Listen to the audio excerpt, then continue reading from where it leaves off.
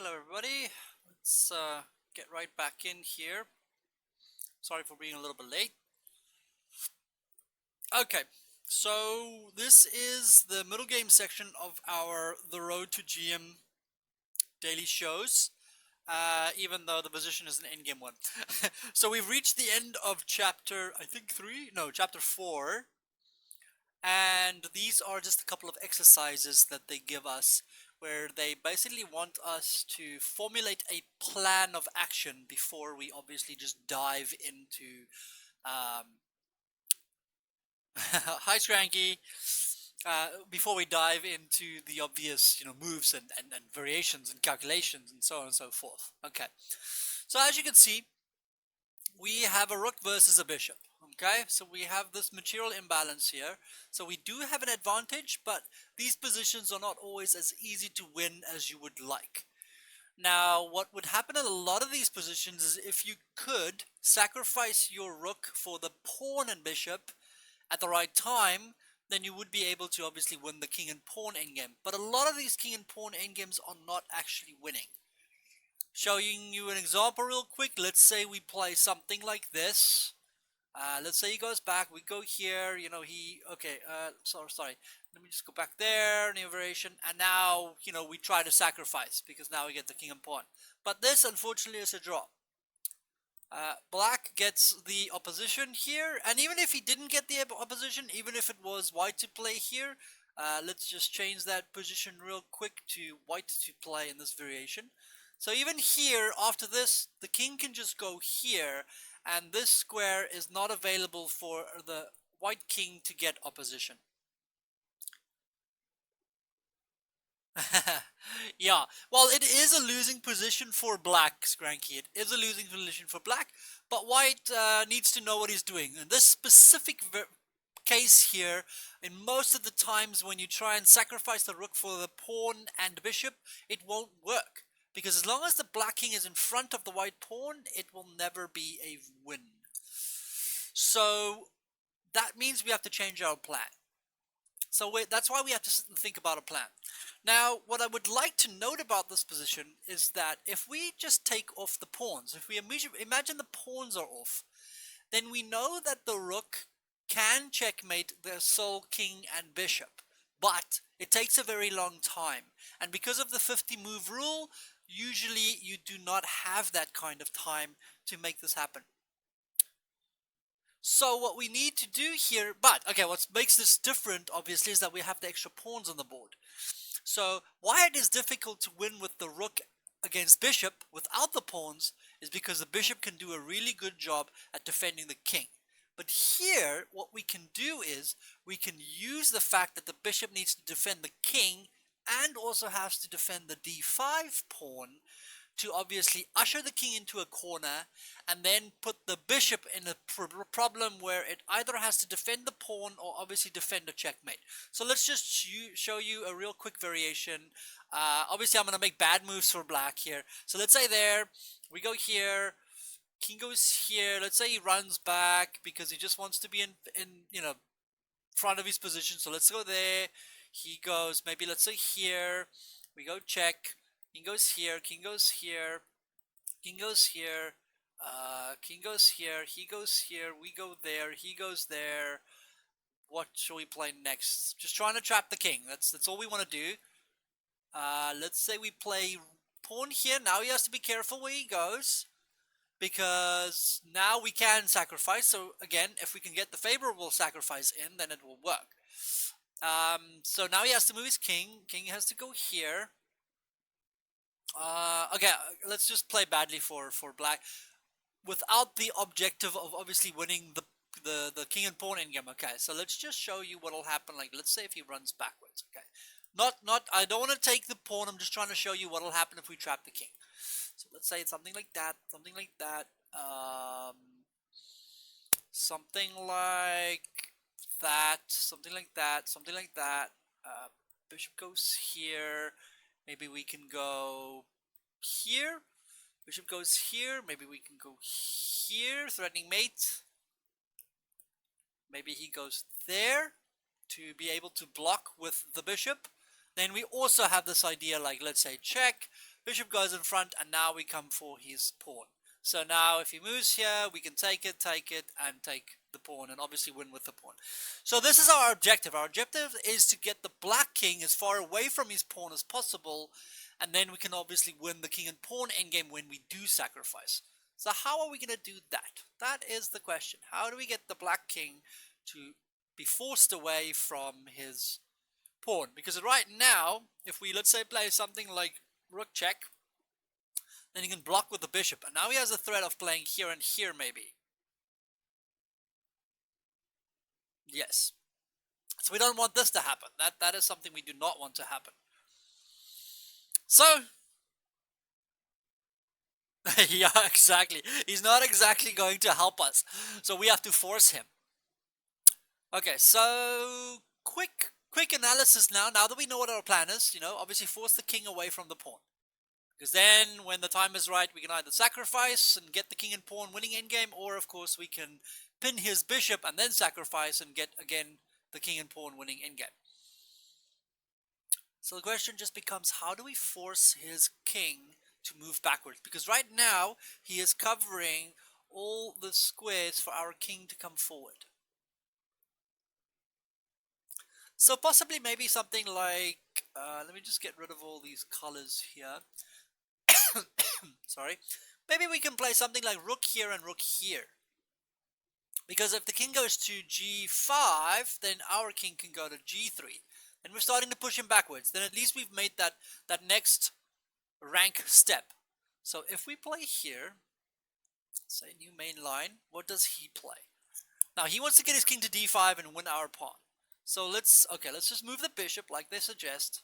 But then we have this check, you see. So now we can't get to d5, and we are going to advance our king forward a little bit. Just a little bit every time is what we need to do. Okay. I was also looking at what happens if he plays bishop f5, and we go check and he blocks. But I guess we can just play here. Because now he's going to have to move his king back, and then we still get forward. Now he's going to have to move his bishop, and of course now we have achieved our goal of moving our king forward and starting to push his king backwards. Let me just keep on refreshing my chat, otherwise I will not see what you guys are writing. Okay, so rook h8 makes complete sense because of our plan. Now if he moves his king backwards, then he helps us already as well. So I can't see any great moves for him. Let's, wow, I'm trying to find a good move for him. I really am trying, but I don't see it. Okay, so bishop f5 definitely looks like, at least the way for him to keep us out for as long as possible. So it just increases the amount of moves. Because also remember, this is very important to remember. We need to keep track of the amount of moves here because of the 50 move rule. So we need to achieve this in less than 50 moves because the 50 move rule only resets once a piece is exchanged or if a pawn is moved. Now in this case we're not going to be moving pawns anytime soon, are we? So we need to be able to achieve this, our goal of getting the king far away from his pawn, with less than 50 moves. So the longer black can stop us from doing that, the better. So black goes here, king g3, and maybe, okay, bishop has to move. So bishop e2, like we said. I like the idea of maybe playing rook. Where does our rook want to be? What can he do if he just go around for the pawn on d5? But he can't. He can't go around for the pawn. Of course, if he loses his bishop, then we just obviously win with the rook. So there's no way for him to get around to the pawn. Not in this position anyway. After rook h8, there's no way to get to the pawn. Because after the check here, obviously we defend the pawn as well. Just a question from Skranky there.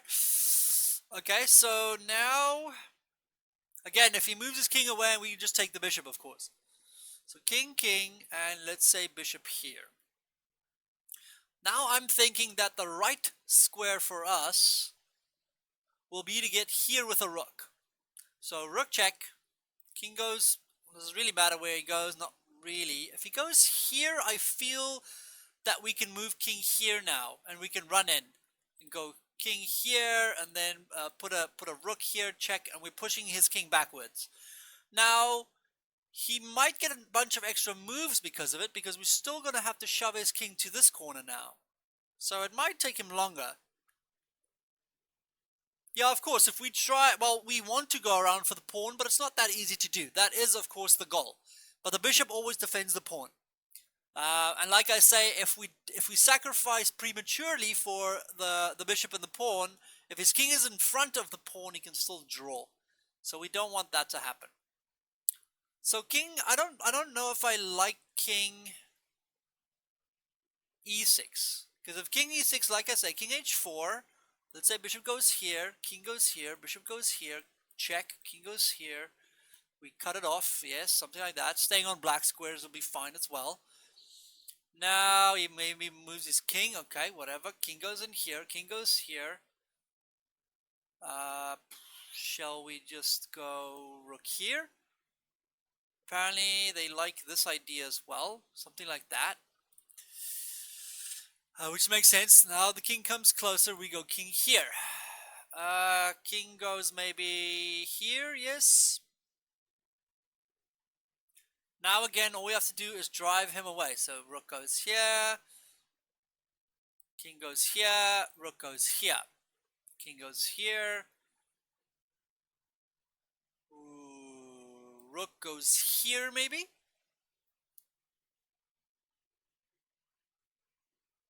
With the idea of the sacrifice when the time is right. But of course, again, it's not that easy to do. Now he moves his bishop, because of course he wants to be able to meet the following. So if we do it now, just so you can see it, then he gets opposition, which will be a draw. So we can't allow that. So after bishop here, I think we should just try and continue on with the plan. So how do we force his king away from the pawn? So now we go maybe king e6, yes. Okay, makes sense. Let's say he can't throw in a check, so bishop moves again. Okay, perfectly fine. King goes to e7, so we're making progress. Bishop goes back again. Now we want to check on the c file and push the king back. So let's say we go attack the bishop. Okay, apparently we can maybe move that as well, but we could attack the bishop as well. Say bishop goes here. Okay, yeah, then here, yes. Now what does he play? Let's say, okay, like that. Oh, I see, he wants to try and block us. You see, that's cute. Okay, so let's go back. So maybe it's quicker if we go here. Bishop a6, new main line, let's say that. Because then maybe it's not so... okay, because we want to keep on sticking on the dark square. So let's go to c5 instead. c5, he can't stop us from pushing his king to a corner. So that's why rook a6 makes a lot of sense. Okay, so let's say he plays bishop here, we go rook here, he goes bishop here again, we go check, king goes there, and now we go here. Now it's a big difference, because now, let's say he plays king here, we do have the option of taking. There, there, king goes here, here, here, and here. King moves, and we go in, and now we just shove the pawn. So that is how we are going to win. So again, we're just pushing the king back. So as long as you have the right plan, finding the moves is not that hard to do. So let's go back a little bit, see if we could have done better. Okay, so I didn't like him going to e6. So let's look at king g6. Now, king h4 still. Just because... Okay, maybe not. Maybe we don't want to play king h4. All I want to do is get my rook to e5 now. That is now the square. So these two squares you'll see are very important to be able to check the king and to push him backwards onto either side of the board. So after this check, king goes to g6. We play rook f8. Because we want to go here and here. And then get maybe even king f4. Of course, we can just go king f4 as well. Sorry. So the rook just moves out of our way. Let's say he plays here. We go rook e8. Okay, apparently we could obviously just attack the bishop as well. Bishop goes here, and now we get king f4 played. Could play king f6 though, so maybe that's why I didn't like the idea. I prefer my idea of just rook e8, king goes wherever, we go rook e5. Oh, sorry, the bishop's hanging. Sorry, the bishop's hanging. Okay, so bishop moves, let's say there, never mind. We go rook there, he goes bishop c4, we go king here. Okay, so now we again have moved forward. That was our goal, was to get to move forward. Okay, now I just want to see if there is any way for us to keep going here. So if king f6, then rook goes okay, it doesn't really matter. Okay, maybe rook g5 is fine. Now he's going to move his bishop, yes. Just I want to check him, so I don't really understand why we would go rook to g5. Okay, maybe he wants to go... No, I prefer rook h5.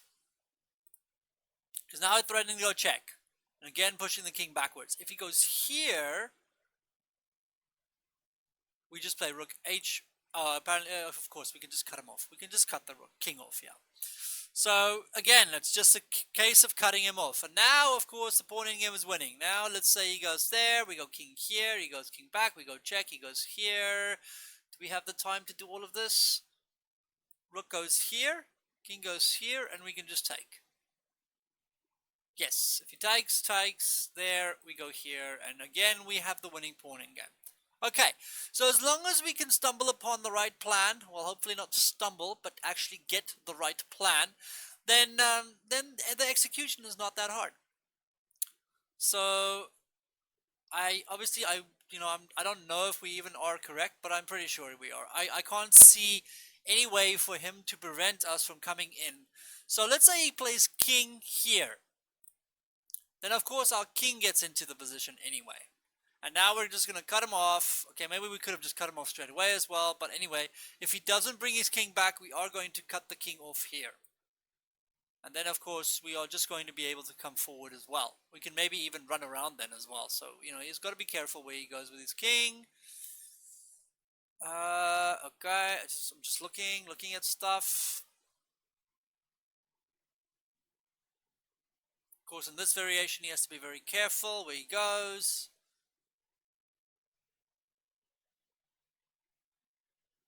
Just looking at this, because it could take us a bit of a longer term time as well.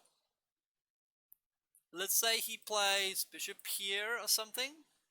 We go here, and he goes bishop back. No, then we have this check. Okay, so you can't go there. Note that if we check, of course, in this variation, we will win the pawn in game anyway as well. That's it.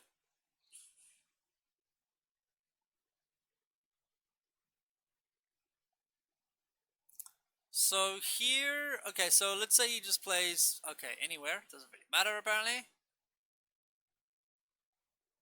New variation. Just want to see, because we need to get our king into this position as well. I guess we can run around as well.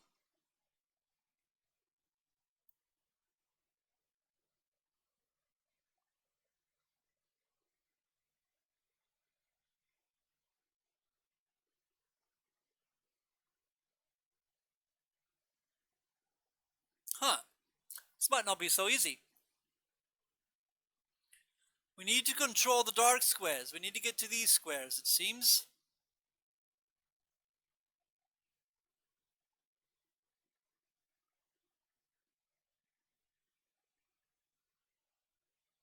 So it might be a little bit hard. Hello, Yupko. Where are you from, Yupko? Because I haven't seen you in the stream yet. So, hello, welcome. If you haven't followed yet, click the follow button. Okay, so this might be a little bit trickier. Of course, it's just going to take us a bit more time to achieve our goal.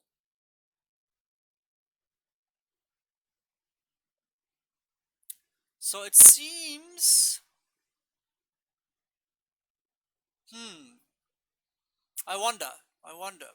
Maybe we go the other way around now. Maybe we go all the way down. Okay, we're going to attack the pawn, apparently. We attack the pawn. Bishop comes back here. Now what do we do, though? That's the question. Because now we're just almost back to square one.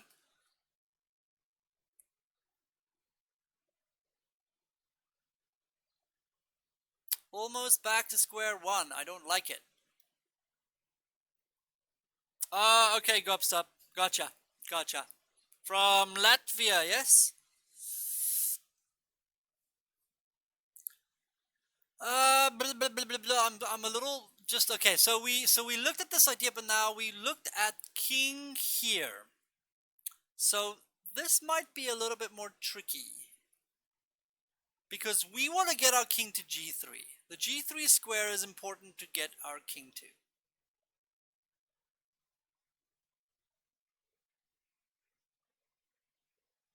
How are we going to force him to give us that square? Is a good question.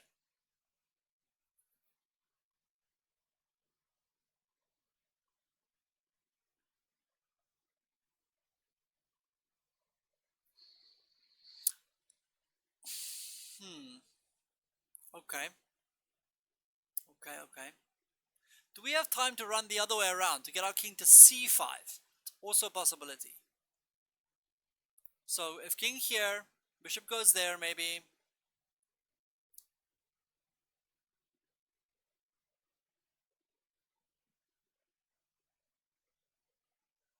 Do we have time maybe for king d2 now?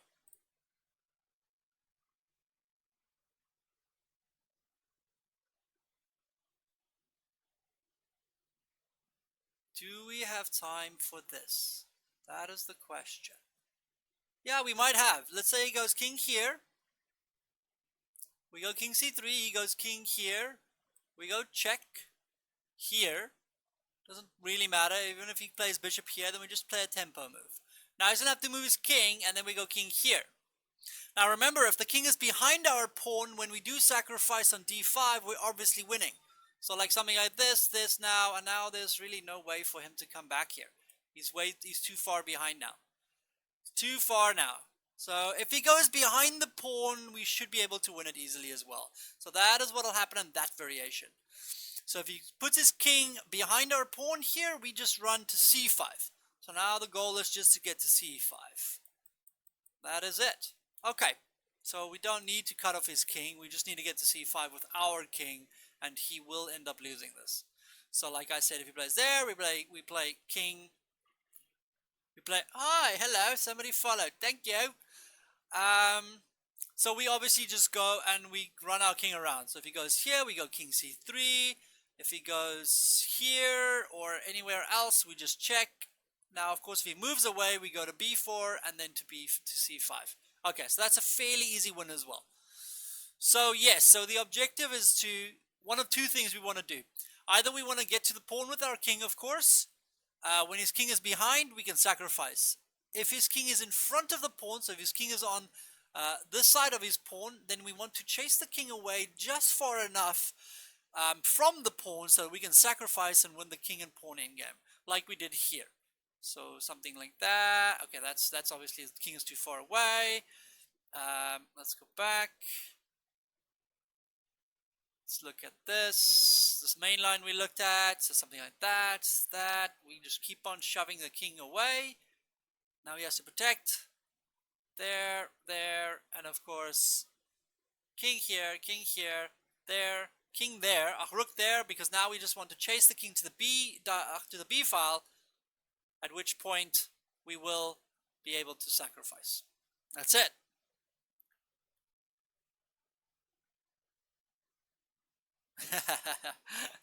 Okay, cool.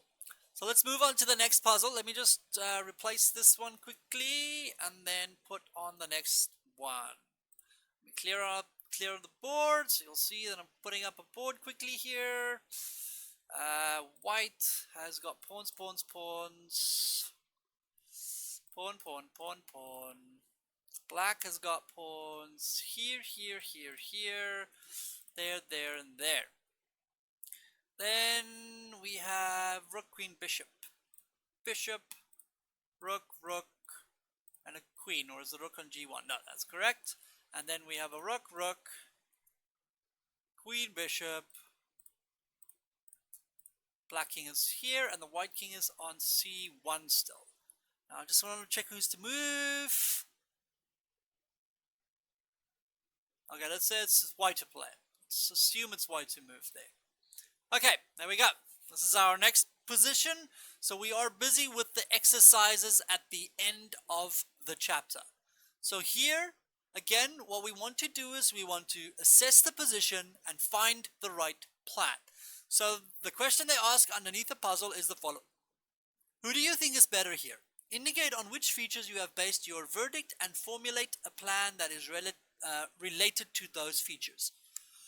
Okay, so let's do our little process. First things first, what is the material count? Okay, quick look says material is equal. Fine. Next thing, is there any immediate threats? No. There's no immediate threats here. There's no, checks or forks or tactics or anything like that, so no immediate threats. Okay. Third thing we want to look at is king safety. Both kings seem to be fairly safe. I might even venture to say that white's king is a bit less safe, but that is only a factor if you can get access to that king. Okay? Which you cannot right now. Okay. So then it leaves us the pawn structure. Okay. Now, the things we want to look into when we look at pawn structure, let me just save this position real quick. It's chapter 4. Sorry. Chapter 4. And this is exercise 4.2. Okay, save that because I want to do the nice thing here and just get rid of all the pieces. Okay, I'll leave the kings on the board, sorry, because this thing won't allow you to do something illegal. So let's leave, that's it. That's what I wanted to show you, is just so we can see the pawn structure without the pieces on the board. Okay, so what we want to do when we look at pawn structures, we want to look at open files, we want to look at open diagonals, we want to look at outposts for knights, if we even have knights, of course. We want to look at the obvious pawn formations, how many pawn islands there are. We want to look at if there's any majorities on either side. We want to look at space, who's got space and on which side of the board do they have it. Okay, so let's look at all of those things. So the first thing we can see is the obvious open D file. It's the only open file here. The pawns, we have the same amount of pawn islands. Okay, perfect. That's a very good outpost square here, but of course we don't have a knight. Okay, and then also we need to note that this pawn is backward right now, so it can't move forward. So this pawn is restricting a lot of the pawn movements here. Another thing to note, that if this was an endgame, if it was white to play right now, then white should just play c5 and win the game. Because you can't make any progress. Because I'm going to go king, king, king, king, and obviously just eat them all. So this is what's going to happen. I just want to look at, if he can maybe get sufficient counterplay with something like f6. And then g5, trying to create a passed pawn. But I don't think so. So this is just something to note. Okay. But is there any really good open diagonals? Okay, yes, there is. There is this diagonal that is strong. If black could maybe get his bishop to this diagonal, because we know he has a bishop on g7, then that would be good. White has a white squared bishop here, which is not great. Bishop is not really, really nice. But the bishop does maybe have options of sacrificing on h5 to obviously open up the king side. Okay, so the biggest factor in this pawn structure is the open D file. And that's it. That's the biggest thing we want to look at. So I'm going to close this. Yeah, I don't need to save it. Or let me just, yeah, no, I don't need to save it. Sorry, let me just go open up that again. Go. There's our board again. Let me take this away. Okay, that's it. Perfect. So now we know that when we look at the position, the D file is the most important part of this game right now. So our idea will obviously be to control the d file. So the question just becomes, can we get our bishop to a better place? Like I have mentioned, we could possibly sacrifice as well, but the immediate taking of the d file seems logical. So something like rook h to d1, and then rook to d2 and queen to d1 would be a complete control of the d file. Then we'd need to go further. Then we need to go to the 7th rank, and we need to start, obviously entering in there. I'm trying to find a good place for the bishop. Maybe we can maneuver the bishop around to e2 and play c5, because c5, again, it weakens the pawn immediately. Ow, my ear hurts. It weakens the pawn immediately, so that could be a problem, possibly. But then, of course, we do get our bishop to maybe e2 and to c4, which will also help us attack the king side. Now, one thing that we have to say about opposite bishops, okay, just note that we have opposite bishops on the board, is that opposite bishops favor the person who is attacking. So getting a bishop to c4 looks like a very logical idea, even if we lose a pawn. But the problem is that if he plays bishop here and takes here, he can also play bishop d4. Sorry, not that one, that one. So I don't think that that is the possibility yet. Not quite yet. Oh, what happened? Did I break it? I broke it. Sorry, let me just fix that quickly. There we go. Oh, I didn't know that was going to happen. Cool, now I learned something new. Now I know I can't do that. That's good to know. Okay, so let's go back to the board. So this is obviously the original position. You did see the previous one, hey? You did see the position with the pawns, eh? With just the pawns. You saw that one. Let's see if they reply. Yeah, because I know you guys are in the chat, I'm keeping an eye on the chat. So thank you guys. Okay, yeah, you saw it. Okay, great. So now we're back here, and now, of course, like I show, is that we have control over the d file, and we want to keep that control. And then we want to maybe try and enter into the 8th, 7th, or 6th rank with those rooks. Sorry, got a little hair in there somewhere. And of course, I was trying to see if we can improve the bishop.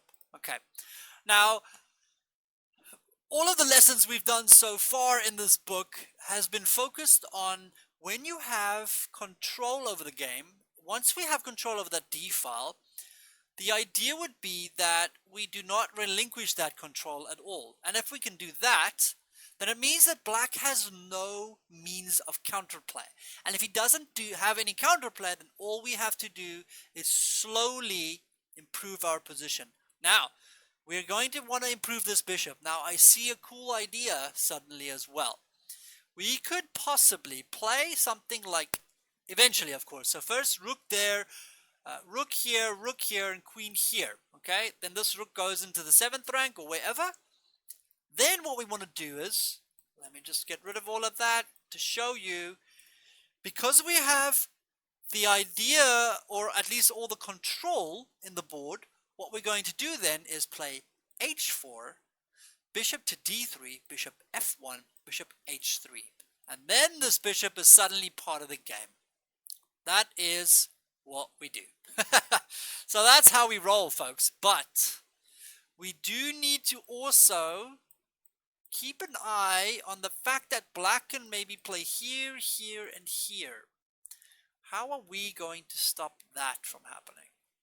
I don't really see how we're going to do that. Okay, if he plays it immediately, we can play our queen to after e3 to stop the bishop from getting there. So let's look at a move like okay, let's start with the obvious. Let's start with the obvious, okay? Let's just take control over the file. Okay. Let's say he plays something like bishop f8. Now, we don't want his bishop to get to c5. So queen e3 makes sense. Okay, so now we're just starting to look at variations. Okay. Now, how can he support the push of that?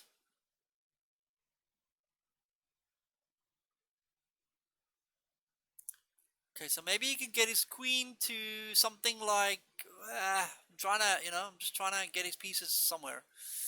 Maybe queen c7? Because now he also has maybe the idea of trying to play rook d6.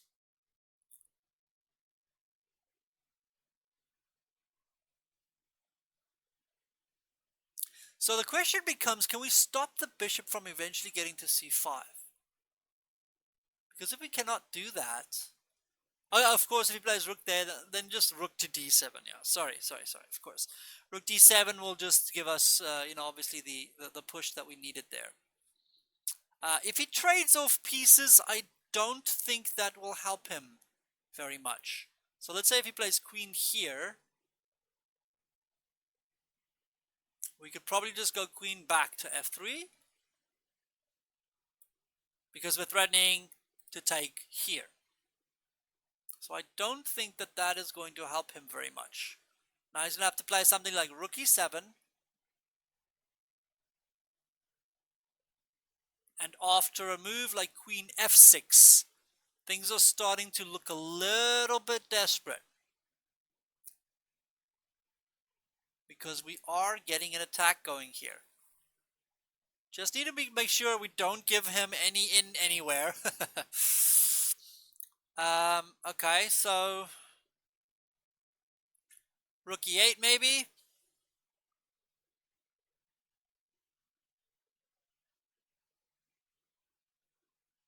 Maybe rook d6 is an option.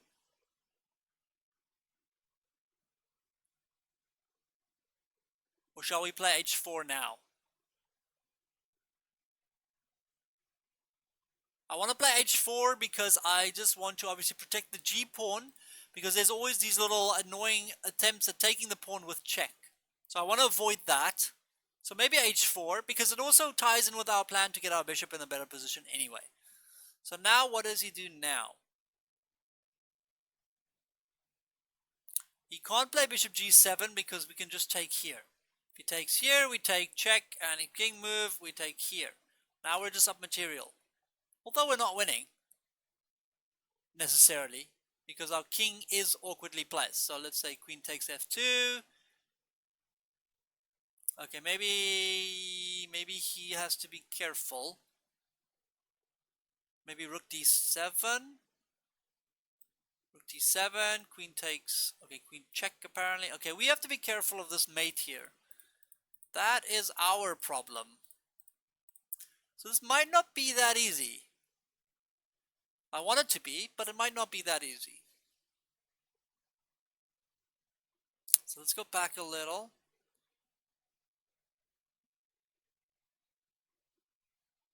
Does trading off help us? Possibly. Does trading off pieces help us? I don't quite think so, though.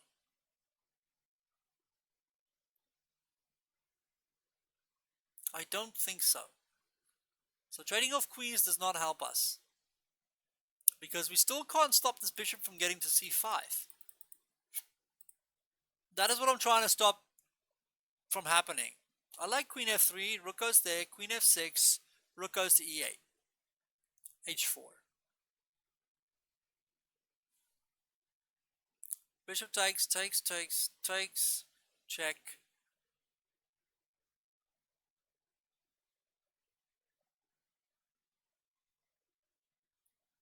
King h.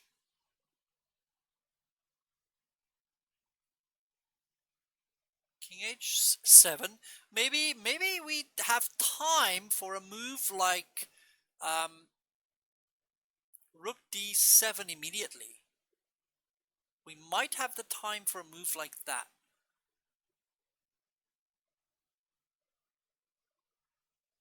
So rook d7, just looking at this, because we have the threat of takes on f7. So he can't play like queen takes f there because of this check. And now he has to lose his queen because it's mate. So there we lose the queen. So rook takes d7 is maybe a very good move. Rook d7, I mean. Now bishop goes back, and then we take here. And now we protect the f pawn, and of course we are just going to play rook e7. So let's say queen goes in here to try and get a perpetual or something. We go rook here anyway, because he's not going to stop us from doing that. He can't stop us from doing that. Queen goes in check. King goes here. Queen goes. Maybe he can draw. Queen goes in check. King goes here. Queen goes check. King goes here. No, there's no draw there. If he goes, yeah, there's no draw. There's no perpetual here. Doesn't look like it, because of course this pawn is defended, and so is the square because of the pawn, and the rook is defending it as well. So maybe he can make a check king, check king. Okay, maybe he can now play something like king here, because now the idea is to take on f2 when he gets the chance. But we can maybe just take, if he goes check here with the idea of taking on f2. No, he doesn't have the time. We go here, yes. Sorry. So that doesn't work. So maybe rook d7 is a fantastic move here. Rook d7 looks killer, because he has no good moves. Now if he plays, let's say something like king g7, then we take with check, king takes, and then rook e7. So now again this pawn is immune, and of course this king is still trapped. We are threatening to try and checkmate that king. Now this rook is still defending d4, so his queen can't come in. So we have the two rooks and the bishop versus the queen. So this does look strong. So the question is just, if he doesn't do anything about this, what if, let's say he plays queen c5. There we go. So queen c5.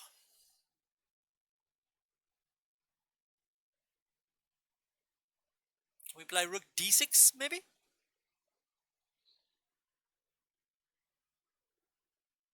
Rook d6 looks very tempting. Okay, I see another, yeah, okay, rook d2. Okay, so now again what we have here is we just have complete control. Control, control, control. Why? Because we control the d file. Now he might be able to take here though, and we take, and he plays here. This might be possible. But again, maybe just rook, okay, rook d6, okay, fine. That does make sense as well. Just trying to see if we can avoid getting into any trouble. I don't think we will get into any trouble as long as we have control over the d4 squared, so the queen can't get in here, and we protect the f2 pawn, then we're fine. Then these pieces can't come in. So let's say he plays here, we go, okay, I thought we could just play maybe rook here.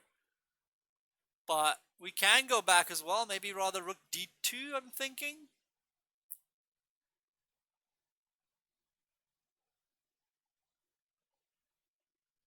I don't like that he's going to shove us back with bishop e7 though.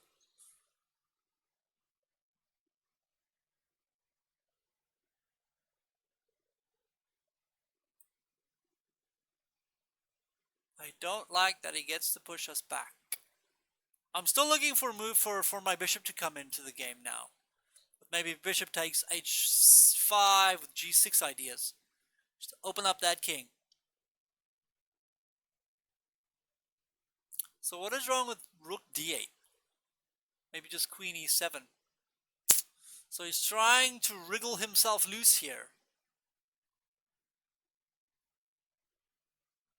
Trying to get loose here. So he might be able to hold.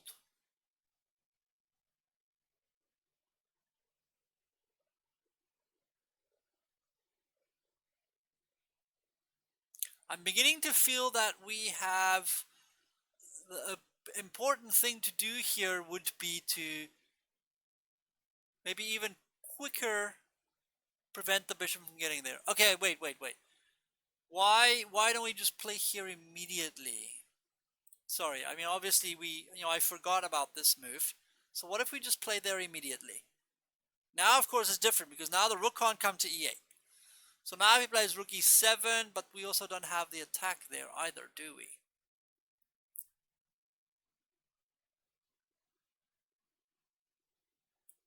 Rook e7.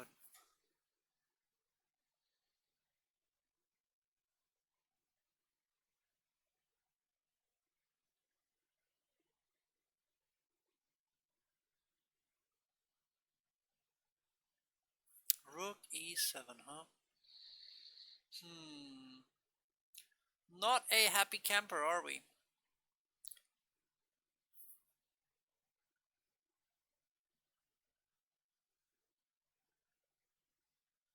So there's all these things to take in consideration here.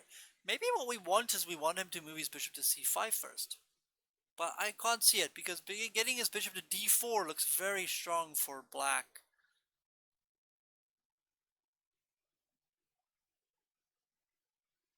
Ah, maybe we have some count. Oh, sorry. In this position, if he plays here, okay, now we get it. We can just play rook d8. But is that enough, though? I mean, if he gets both rooks for the queen, looks very strong for him. I don't like this. I don't like this idea. This idea looks terrible because he takes, we take, and he takes. Now he's gonna go here, and he's gonna get the open file. His bishop, we can't stop that thing from getting here. This looks miserable. So not something, let me just look at the time. Okay, no, it's fine. We can still analyze for a bit. We can always go and we can do this one for a little bit of homework as well. Homework is good. Homework is good. So maybe we don't have the immediate time to play this. Bishop f8. Rook d7 looks good, or queen e3. Rook d7, rook e7.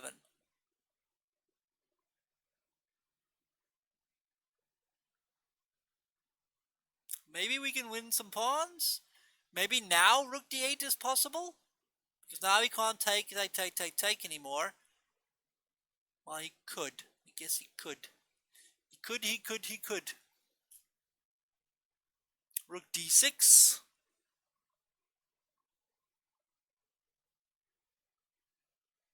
Not a big fan. Not a big fan.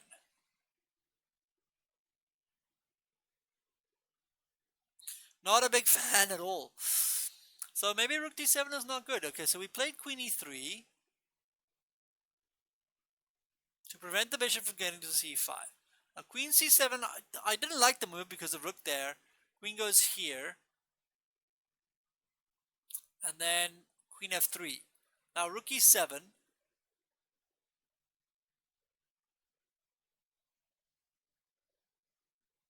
I like queen there.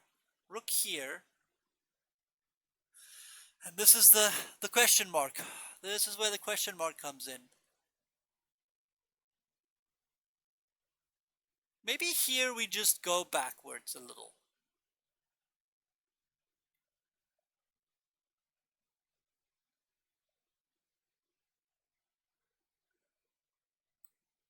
Rook d6. Maybe this is something that we want to consider. I just didn't like. Okay, I don't mind rook e6. I think, although that does take us out of here, doesn't it? Oy vey. I don't like this. I don't. It seems like he gets to push us back. Maybe our assessment is completely wrong. I mean, from a just a general standpoint, it looks like white should be better. But maybe black is not that bad. I can't think that his defensive stance here, sorry, is really good at all, though.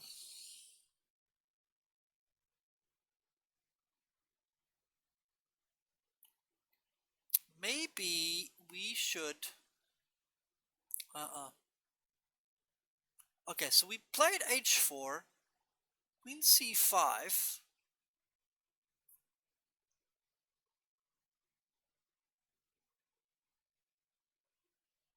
Rook d2. Rook takes, rook e7. Rook d6 doesn't do anything.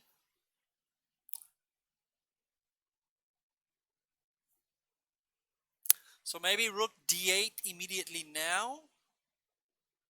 Still don't like it.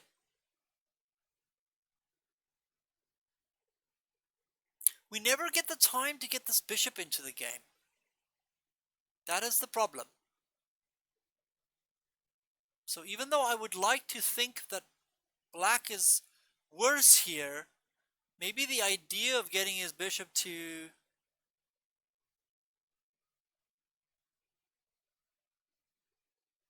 c5 is pretty good for black.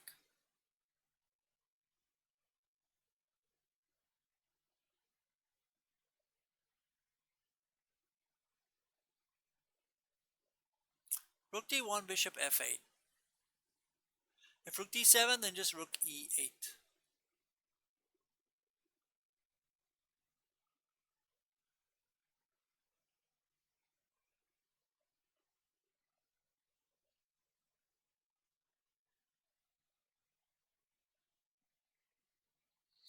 Okay, this one is going to kill us.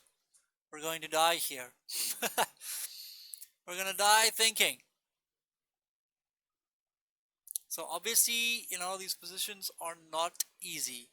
I understand that we need to get our bishop better. I get that. Maybe his bishop on d4 is not such a big problem. Am I crazy to think that? Maybe it is not such a big issue. So let's do nothing. Let's play h4 here. He gets his bishop to c5. Great for him.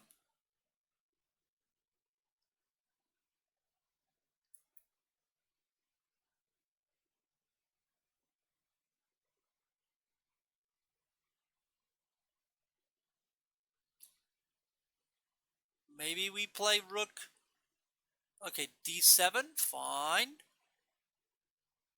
Do we just get a bit of extra time maybe? Ah, okay. Now he plays rook here. Maybe we can just take. Can we take? Because we still have control right now, but not for long, do we? So rook goes back. Bishop goes to d4. And now we bring our bishop around. d3, f1, h3. Maybe we don't have to be in a rush. But his bishop does look very strong. Not gonna lie, that bishop looks really, really fantastic. I can't think that we want to give him that bishop. Just can't see it. Cannot see why we would want to give him that bishop.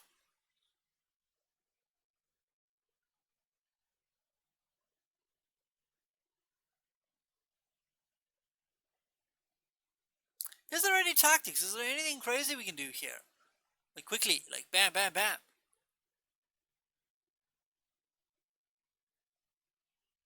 Doesn't look like it.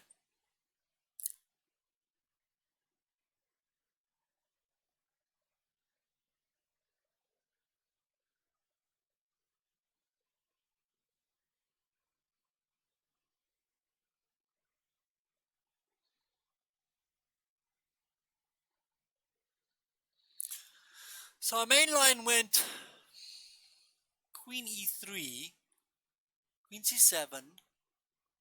Okay, maybe we do nothing now. Rook here, queen there, queen here, rook here. Do we have an option of taking here first? Then bishop takes, then rook takes, rook d7. Now he's going to have to move. Because maybe this way we can get our piece in a little bit quicker. Just a little bit quicker here. Oh, but this is, you see, this is what I didn't like, because now you can play check here. I see, I see. That's why I didn't like this variation earlier.